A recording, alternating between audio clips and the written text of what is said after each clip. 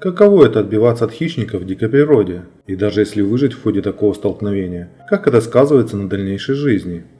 Это история о том, как американка Энна Хелли лицом к лицу столкнулась с пумой, и ей предстояло пережить одно из самых страшных нападений. Вот ее рассказ. Однажды в январе 2004 года я написала своей подруге-велосипедистке Дебби, чтобы узнать, не хочет ли она встретиться, чтобы прокатиться. Я живу в Калифорнии и хотела совершить 45-минутную петлю на ранчо Уайтинг, которая была всего в 10 минутах езды от моего дома. Я оставила свои продукты дома на прилавке. Было около 15:45, когда мы начали.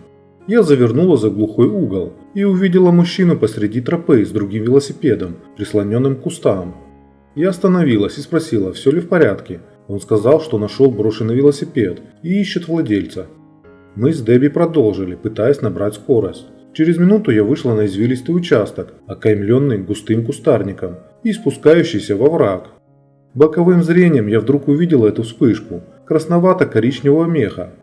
Я знала, что это животное, но первым делом предположила, что это олень, так как они иногда перебегали тропу.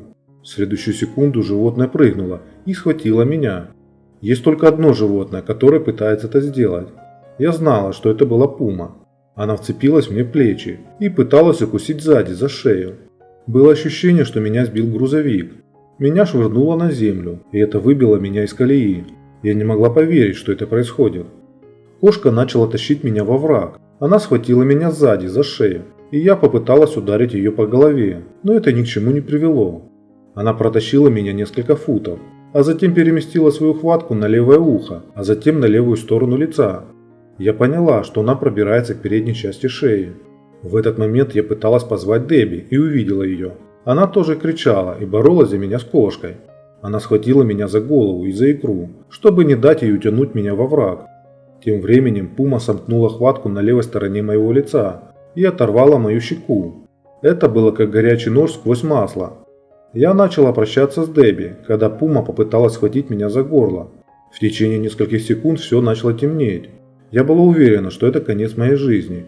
Я просто почувствовала покой. Но крики Дебби привлекли к нам других велосипедистов. Один вернулся, чтобы вызвать скорую помощь, а двое других начали бросать в кошку камни. Бросили 3 раза, и когда один попал в голову, она меня отпустила. Вскоре после этого я пришла в себя. Помню, как я была потрясена тем, что пришла в себя, а кошки уже нет. Я захлебывалась собственной кровью, и мне казалось, что я тону. Левая сторона моего лица выглядела так, как будто кто-то прикрепил к ней стейк. Следующей моей заботой было, смогу ли я видеть левым глазом. Когда я поняла, что могу, это был первый момент, когда я подумала, что со мной все будет в порядке. С момента звонка в 911 до прибытия скорой помощи прошло 19 минут. Когда вертолет пролетал над головой, пилот увидел, что кошка присела, ожидая нового шанса. Позже заместители шерифа обнаружили тело, которое было опознано как Марк Рейнольдс. Кошка убила его раньше, брошенный велосипед был его. Без вмешательства Дебби меня бы не было. Марк был спортсменом высокого уровня и не выжил, потому что был один. Люди понятия не имеют, насколько сильны эти животные. Это было похоже на то, как если бы вас окружила толпа из 10 человек. Той ночью я отправилась в операционную на 6,5 часов. Мой хирург-травматолог позже сказал, что мои травмы были худшими из тех, что он когда-либо видел. Но мне повезло. Из 20 глубоких колотых ран, которые я получила, ни одна не попала в трахею, пищевод, гортань или сонную артерию. Мои врачи сказали, что это чудо. Я вернулась на велосипед только через 4 месяца. Я собрала друзей и отправилась кататься по той же тропе. Либо я позволяю страху управлять мной, либо я беру контроль в свои руки.